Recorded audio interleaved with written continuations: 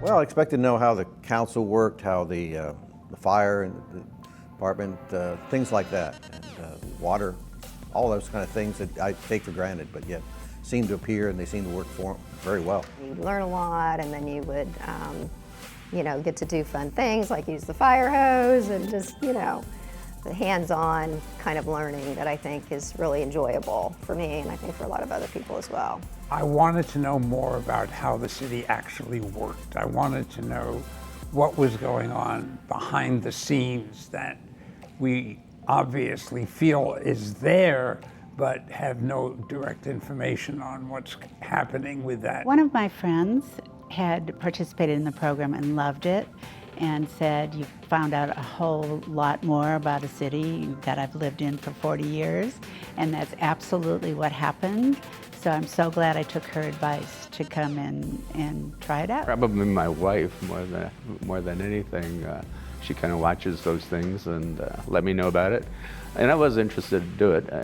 I didn't say no to begin with, and she had to talk me into it or anything. So no, I just thought it'd be interesting to learn more about the city.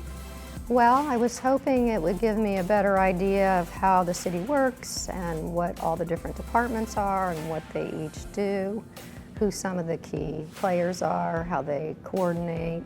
One thing that I was impressed by in particular is, and surprised me, was that so many of the staff don't live here and yet give us superb service, and that was very impressive. I didn't really know. I thought I knew a lot about it, but I found out after I joined those little quizzes at the beginning. I don't think I got 100 on any one of them, but...